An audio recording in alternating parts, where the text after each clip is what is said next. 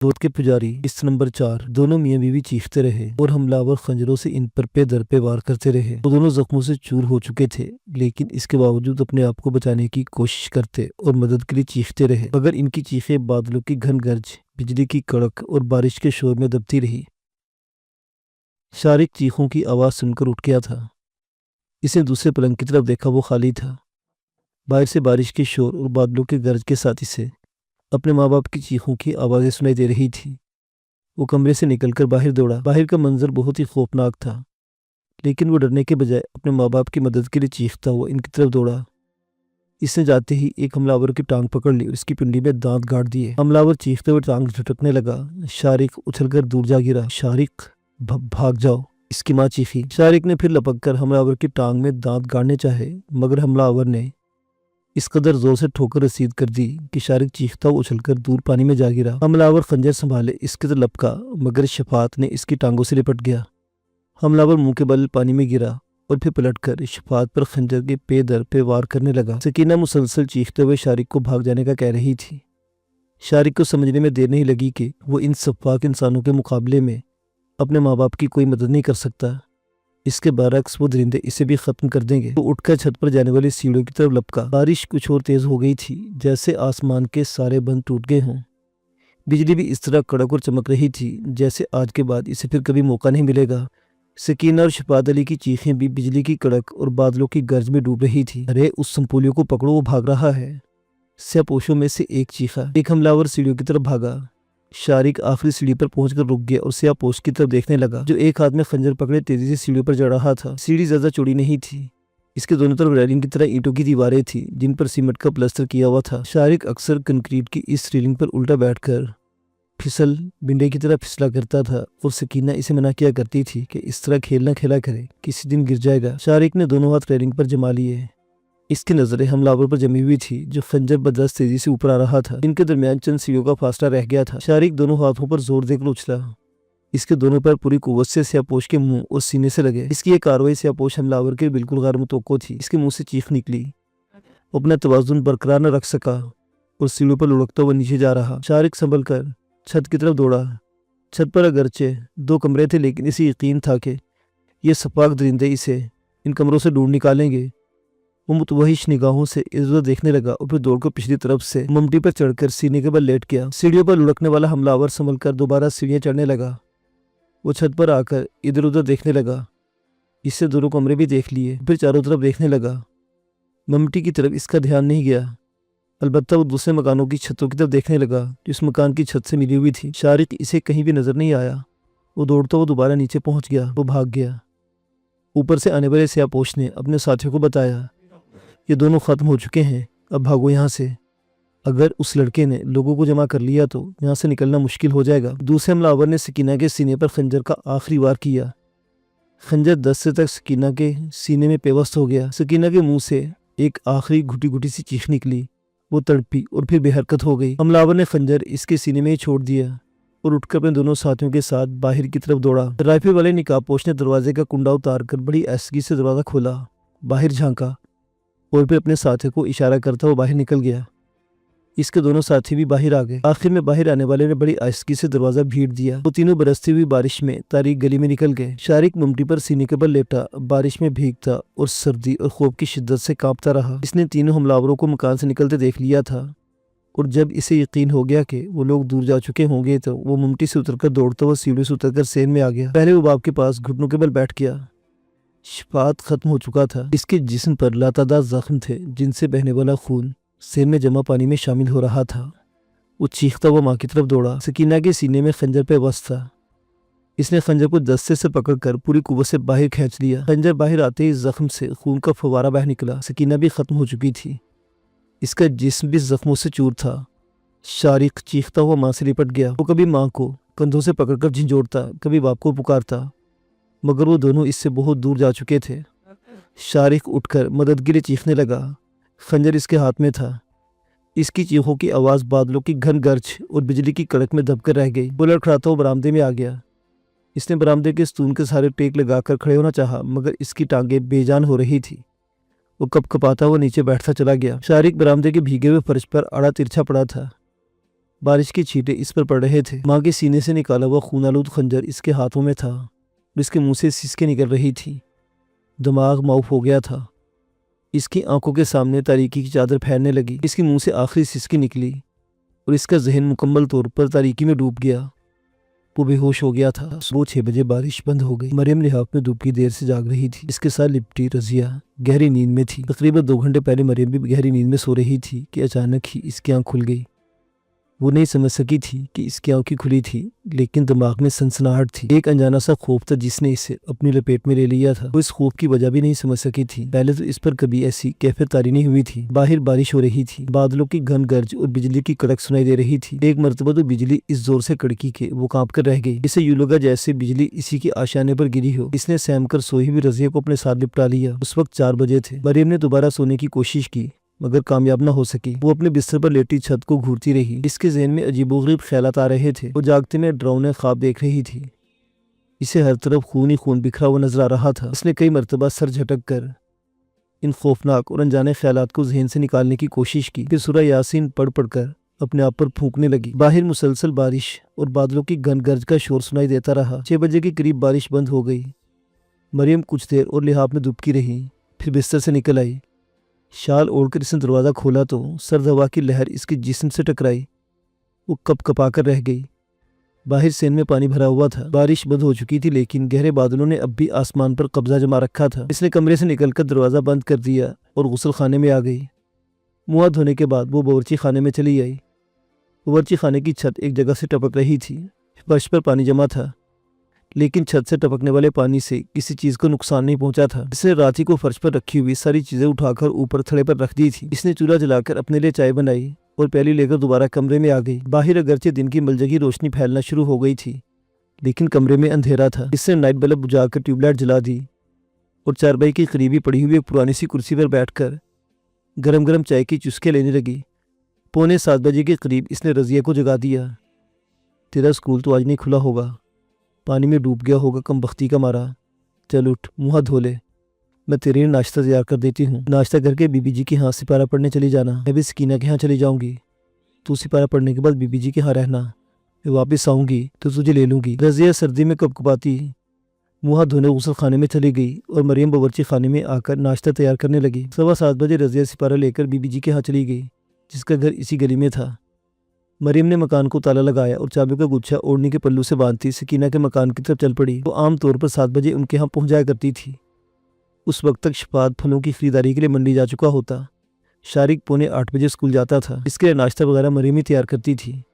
آج اسے دیر ہو گئی تھی لیکن اسے یقین تھا کہ آج نہ تو شفاعت منڈی گیا ہوگا اور نہ ہی شارق اسکول جائے گا۔ مریم 10 منٹ میں شفاعت کے مکان کے سامنے پہنچ گئی۔ 2-3 آدمی کھیس اور گرم چادرے کی بکلے مارے گلی میں سے گزر رہے تھے۔ مریم نے دروازے کے ساتھ لگی ہوئی گھنٹی کا بٹن دبایا۔ اس نے گھنٹی کی آواز سنی تھی۔ وہ بٹن سے ہاتھ اٹھا کر دروازہ کھلنے کا انتظار کرنے لگی۔ 2-3 منٹ گزر گئے، دروازہ نہیں کھلا۔ اس نے دوبارہ گھنٹی بجائی۔ اس مرتبہ بھی کسی نے دروازہ نہیں کھولا۔ تیسری مرتبہ گھنٹی بجانے پر بھی دروازہ نہیں کھلا تو اس نے دروازہ کھڑکھڑانے کے زور سے ہاتھ مارا۔ ہاتھ پڑتے ہی دروازہ کھل گیا۔ مریم حیران سے رہ گئی۔ اسے سمجھنے میں دیر نہیں لگی کہ رات کو غلطی سے وہ کنڈا لگانا بھول گئے ہوں گے یا ممکن ہے صبح 7 بجے شفاعت نے کنڈا کھول دیا ہو اور اب لحاف میں دبکا ہوا ہو۔ وہ دروازہ پوری طرح کھول کر اندر داخل ہو گئی لیکن 2-3 قدم آگے بڑھتے ہی اس طرح رک گئی جیسے زمین نے اس کے پیر پکڑ لیے ہوں۔ سامنے ہی سین میں شفاعت اور سکینہ کی لاشیں پڑی تھیں اور چاروں طرف خون ہی خون پھیلا ہوا تھا۔ ذہن میں جمع پانی بھی خون سے سرخ ہو رہا تھا۔ اس کے دماغ میں دھماکے ہونے لگے۔ ایک مرتبہ اس کے ذہن میں خیال آیا کہ وہ پھر تو جاگتے میں ڈراؤنا خواب نہیں دیکھ رہی۔ اس نے اپنی انگلی کو دانتوں میں دبایا۔ اس کے منہ سے سسکاری سی نکل گئی۔ وہ خواب نہیں دیکھ رہی تھی، وہ ایک خوفناک حقیقت کا سامنا کر رہی تھی۔ دوسرے لمحہ وہ چیختی ہوئی دروازے سے باہر نکل گئی اور لوگوں کو مدد کے لیے پکارنے لگی۔ چند منٹ میں ہی لوگوں کا جم غفیر جمع ہو گیا۔ لوگوں کی وجہ سے گلی کا راستہ بند ہو گیا۔ شفاعت کے پڑوسی کچھ اور لوگ آنگن میں گھس آئے تھے، ان میں وکیل سلمان بھی شامل تھا۔ لوگ شفاعت اور سکینہ کی لاشوں کے گر جمع تھے اور سلمان ادھر دیکھ رہا تھا۔ دفتن وہ چیخا، ارے وہ دیکھو برآمدے میں۔ اس نے برآمدے کی طرف اشارہ کیا جہاں شارق بے ہوش پڑا تھا۔ سلمان کے ساتھ 2-3 آدمی دوڑتے ہوئے اس طرف آ گئے۔ مریم بھی سر پیٹتی وہاں پہنچ گئی۔ شارق کے ایک ہاتھ میں اب بھی خنجر دبا ہوا تھا۔ مریم نے جھک کر اس کے چہرے کو ہاتھ لگایا اس کا خون آلود لباس دیکھ کر مریم سمجھی کہ وہ بھی ختم ہو چکا ہے، مگر وہ زندہ تھا اور اس کا جسم تیز بخار میں پھنک رہا تھا۔ اس نے اشارے کی ہاتھ سے خنجر پکڑنا چاہا تو سلمان چیخ اٹھا، اسے ہاتھ مت لگانا مائی۔ مجھے اس لڑکے پر پہلے ہی شبہ تھا کہ بڑا ہو کر کچھ نہ کچھ کرے گا، لیکن اس نے تو چھوٹی سی عمر میں بہت بڑا کارنامہ کر دکھایا۔ کیا بکواس کر رہے ہو تم؟ مریم چیخی۔ اس کے ماں باپ قتل ہو گئے، وہ خود پتہ نہیں کب سے یہاں بے ہوش پڑا بخار میں پھنک رہا ہے، اور تم کہتے ہو؟ خود ہی دیکھ لو بھائیو۔ سلمان نے اس کی بات کاٹتے ہوئے قریب کھڑے آدمیوں کی طرف دیکھا۔ اس کے ہاتھ میں خون آلود خنجر ہے، لباس خون سے تر ہو رہا ہے۔ میں تو بہت عرصہ سے اس کے لچھن دیکھ رہا تھا۔ مجھے یقین ہے کہ اپنے ماں باپ کو اس نے قتل کیا ہے، اور الگ قتل یہی خنجر ہے جو اس کے ہاتھ میں ہے۔ ارے وہ بخار میں پھونک رہا ہے اور تم کہہ رہے ہو اس نے اپنے ماں باپ کو قتل کیا ہے؟ شرم آنی چاہیے تمہیں۔ مریم دھاڑی۔ ایک اور آدمی نے جھک کر شاری کی پیشانی کو چھوا، واقعی بخار میں پھونک رہا تھا۔ لڑکے کو بہت تیز بخار ہے، سب سے پہلے اس کا بندوبست ہونا چاہیے، اگر کچھ ہو گیا تو اصل حقیقت کا پتہ نہیں چل سکے گا۔ اس آدمی نے کہا، حقیقت وہی ہے جو اس وقت سب کے سامنے ہے۔ سلمان نے جواب دیا، میں ایک وکیل اور قانون کے تقاضوں کو اچھی طرح سمجھتا ہوں۔ جب تک پولیس نہیں آ جاتی کوئی اسے ہاتھ نہیں لگائے گا۔ کسی نے جا کر پولیس کو اطلاع کر دی تھی۔ تقریباً آدھے گھنٹے بعد پولیس پہنچ گئی۔ سین میں پڑی ہوئی لاشوں کا جائزہ لینے کے بعد انسپکٹر شارق کے قریب آ گیا، جو ابھی تک بے ہوش پڑا تھا۔ یہ کون ہے؟ انسپکٹر نے سوالے نظروں سے سلمان کی طرف دیکھا جو اس کے قریب ہی کھڑا تھا۔ دوسری طرف مریم بھی کھڑی تھی۔ یہ مقتولین کا بیٹا ہے، سلمان نے جواب دیا۔ بڑا ضدی اور خودسر قسم کا لڑکا ہے، اکثر ماں باپ سے کسی نہ کسی بات پر جھگڑتا رہتا تھا۔ اکلوتا ہونے کی وجہ سے ماں باپ کے بیجا لاڈ پیار نے سے بگاڑ دیا تھا، اور یہ اپنے ماں باپ پر حاوی ہو گیا تھا۔ اس کے لچھن دیکھ کر مجھے پہلے ہی شبہ تھا کہ بڑا ہو کر کچھ نہ کچھ کرے گا۔ آپ کو تفتیش کے لیے زیادہ بھاگ دوڑ نہیں کرنی پڑے گی۔ اس کا لباس دیکھیے، خون آلود ہے، اور خون آلود خنجر بھی اس کے ہاتھوں میں ہے۔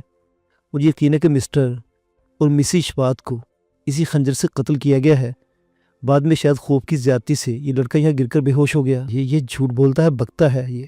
مریم چیخی، یہ تو بڑا معصوم اور بھولا بالا سا بچہ ہے۔ اس نے کبھی کسی سے جھگڑا نہیں کیا، کبھی ماں باپ سے کسی بات کے لیے ضد نہیں کی۔ یہ شخص جھوٹ بول رہا ہے۔ تم کون ہو؟ انسپکٹر نے سے گھورا۔ یہ اس گھر میں برتن کپڑے دھونے کا کام کرتی ہے۔ مریم سے پہلے سلمان بول پڑا، میں صبح سے شام تک یہاں رہتی ہوں۔ مریم بولی، یہ لڑکا میرے ہاتھوں میں پلا ہے، اس نے کبھی ماں باپ سے اونچی آواز میں بات نہیں کی۔ یہ اپنے ہی ماں باپ کو کیسے قتل کر سکتا ہے؟ یہ جو وکیل ہے نا، اس نے سلمان کی طرف اشارہ کیا، یہ بڑا کمینہ آدمی ہے، ان کے مکان پر قبضہ کرنا چاہتا ہے۔ ہائی کورٹ میں مقدمہ بھی چل رہا ہے۔ انسپکٹر مریم کی بات سن کر چونک گیا اور سلمان کی طرف دیکھنے لگا۔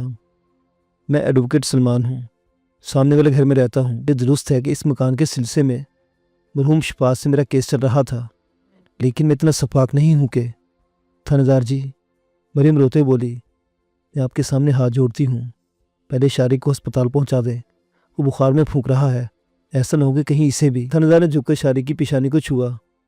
اس نے بڑی احتیاط سے اس کے ہاتھ سے خون آلود خنجر نکال کر رومال میں لپیٹ لیا اور ایک پولیس والے کو اشارہ کیا، اس بچے کو ہاسپٹل لے جاؤ، کسی پڑوسی کو ساتھ دے جاؤ، تم ہسپتال میں رہو گے، اس کی حفاظت کی ضرورت سمجھ گئے؟ یس سر۔ کانسٹیبل نے سلوٹ جھاڑ دیا۔ اسے جھک کر بے ہوش شارق کو اٹھایا۔ مریم نے کمرے سے ایک کمبل لا کر شارق پر ڈال دیا۔ محلے کا ایک آدمی پولیس والے کے ساتھ ہو لیا تھا۔ شارق کو ہسپتال پہنچانے کے بعد انسپکٹر پڑوسی کی طرف متوجہ ہو گیا۔ صورتحال سے اندازہ ہوتا ہے کہ ان دونوں کو خنجر کے پے در پہ وار کر کے اسی جگہ قتل کیا گیا ہے۔ یہ لوگ چیخے بھی ہوں گے، شور بھی مچایا ہوگا، لیکن آپ لوگوں میں سے کسی نے آواز نہیں سنی تھی؟ نہیں جی، ایک آدمی نے جواب دیا۔ رات 10 بجے صبح 6 بجے تک طوفانی بارش ہوتی رہی ہے، بجلی کی کڑک اور بادلوں کی گرج میں ہمیں کسی قسم کی آواز سنائی نہیں دی تھی۔ اور آپ مسٹر سلمان؟ انسپکٹر نے سوالی نگاہوں سے اس کی طرف دیکھا۔ میں سامنے والے مکان میں رہتا ہوں، سلمان نے جواب دیا۔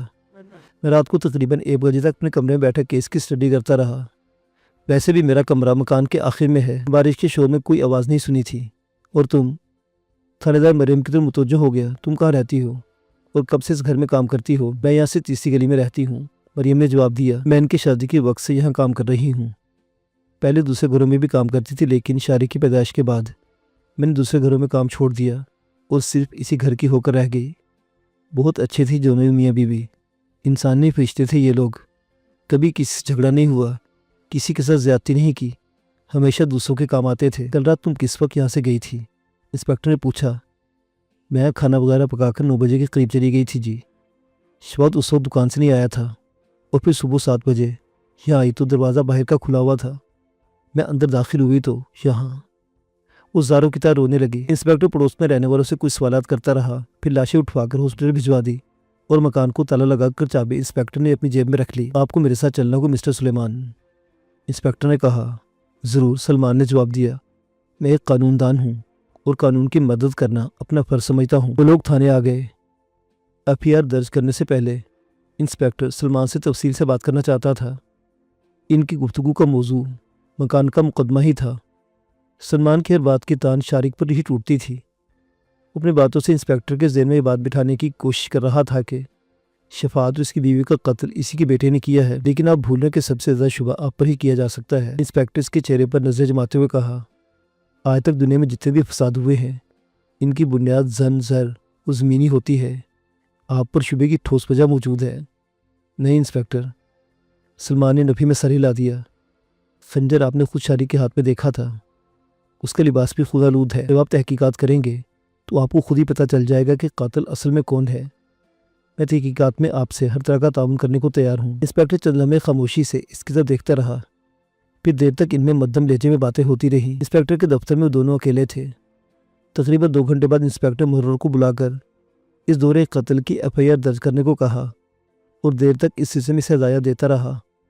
جب FIR درج کی گئی تو شارق کا نام قاتل کی حیثیت سے اس میں شامل تھا۔ شارق کو ہسپتال میں حراست میں لے لیا گیا۔ اس کی نگرانی کے لیے 2 مسلح پولیس والے تعینات کر دیے گئے۔ ڈاکٹروں کی بھرپور توجہ کے باوجود 3 دن سے پہلے اس کا بخار کم نہیں ہو سکا تھا اور بالآخر بخار اترنے کے بعد اس کی حالت بتدریج سنبھلنے لگی، لیکن اس کی زبان جیسے بند ہو کر رہ گئی تھی۔ انسپیکٹر کئی مرتبہ اس کا بیان قلم بند کرنے کے لیے اسپتال پہنچا تھا، لیکن شارق کو اس کے کسی سوال کا جواب دینے کے بجائے عجیب سی نگاہوں سے اس کی طرف دیکھتا رہا۔ شارق تقریباً 1 مہینہ اسپتال میں رہا۔ اس دوران مریم کئی مرتبہ اسے دیکھنے کے لیے آئی، لیکن پولیس نے اسے شارق سے ملنے نہیں دیا۔ کیس جب عدالت میں پیش ہوا تو پولیس نے ایسے گواہ پیش کیے جنہوں نے شارق کو آوارہ، ضدی اور خودسر اور خطرناک ثابت کرنے کی بھرپور کوشش کی۔ ان گواہوں میں ایڈوکیٹ سلمان بھی شامل تھا۔ عدالت میں وہ خنجر بھی پیش کیا گیا جو وقوع کے بعد بے ہوش شارق کے ہاتھ میں تھا۔ شارق کے فنگر پرنٹس بھی عدالت میں پیش کیے گئے تھے۔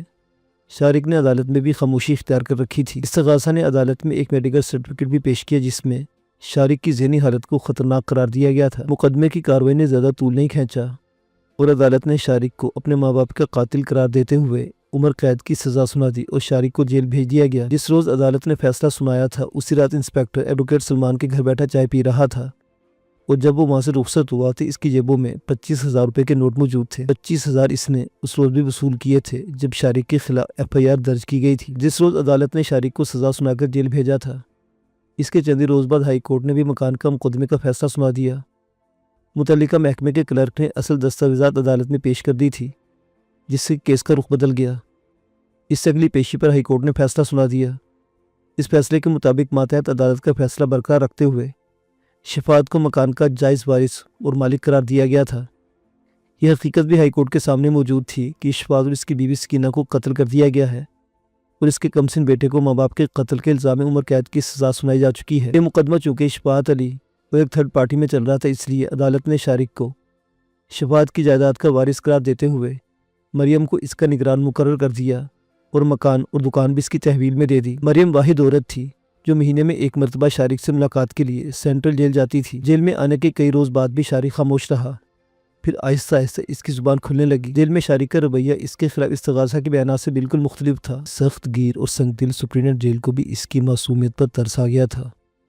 اس کی زندگی جیل میں قیدیوں کے ساتھ گزری تھی۔ جیل میں معمولی چور اور جیب پتروں سے لے کر خطرناک ڈاکو اور قاتل بھی آتے تھے۔ کبھی کبھار کسی بے گناہ کو بھی جھوٹے مقدمے میں پھنسا کر جیل بھیج دیا جاتا تھا۔ سپرنٹینڈنٹ جیل قیدیوں کی نفسیات سے اچھی طرح واقف تھا۔ وہ اچھی طرح سمجھتا تھا کہ کس قیدی کے ساتھ کس قسم کا سلوک رکھنا چاہیے۔ اگرچہ جیل میں آنے والا ہر دوسرا قیدی اپنے آپ کو بے گناہ کہتا تھا، لیکن سپرنٹینڈنٹ جیل ان کی شکلوں ہی سے اندازہ لگا لیتا تھا کہ کون جھوٹا اور کون سچا ہے۔ شارق نے جیل میں آ کر کئی روز تک زبان نہیں کھولی، وہ عجیب سی نظروں سے قیدیوں کو دیکھتا رہا۔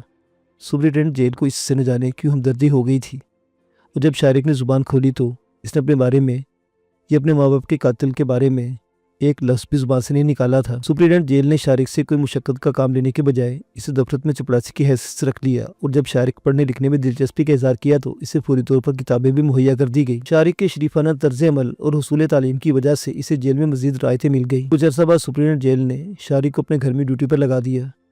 سپرنٹینڈنٹ جیل کا بیٹا کالج میں زیر تعلیم تھا، وہ پڑھائی میں شارق کی مدد کرنے لگا۔ جیل میں آنے کے بعد 2.5 سال بعد جب شارق نے میٹرک کا امتحان دیا تو بہت خوش تھا، اور جب رزلٹ نکلا تو شارق نصف سے زیادہ خوشی سپرنٹینڈنٹ جیل کو ہوئی تھی۔ شارق نے پورے صوبے میں ٹاپ کیا تھا۔ اس رزلٹ کے نتیجہ میں شارق کو جیل کے قوانین کے مطابق کچھ اور رعایتیں بھی مل گئی۔ مریم باقاعدگی سے شارق سے ملنے جیل آتی رہی۔ وہ جب بھی آتی شارق کے لیے کچھ نہ کچھ کھانے پینے کی چیزیں بنا کر ضرور لے جاتی۔ کبھی وہ رضیہ کو بھی ساتھ لے آتی اور کبھی اکیلی ہی آ جاتی۔ شارق پر بعض اوقات عجیب سی کیفیت طاری ہو جاتی، وہ گمسم سا بیٹھا رہتا، اس کے چہرے پر عجیب سے تاثرات ابھر آتے، اسے اپنی آنکھوں کے سامنے خون پھیلا ہوا نظر آتا، ماں باپ کی خون میں لت پت لاشیں، زخموں سے چور لاشیں، 2-3 سیاپوش ادھر ادھر بھاگتے دکھائی دیتے، ان کے چہروں پر ڈھانٹے بندھے ہوئے تھے، وہ کسی کا چہرہ نہیں دیکھ سکا تھا۔ شارق پر جب بھی کبھی ایسی کیفیت طاری ہوتی اس کا جسم پسینے میں شرابور ہو جاتا، وہ ٹکٹکی لگائے آسمان کو گھورتا رہتا، اس کی آنکھوں میں ویرانی ہوتی جن میں بالآخر آنسو بھر آتے۔ معزز سامعین و ناظرین، داستان ابھی جاری ہے۔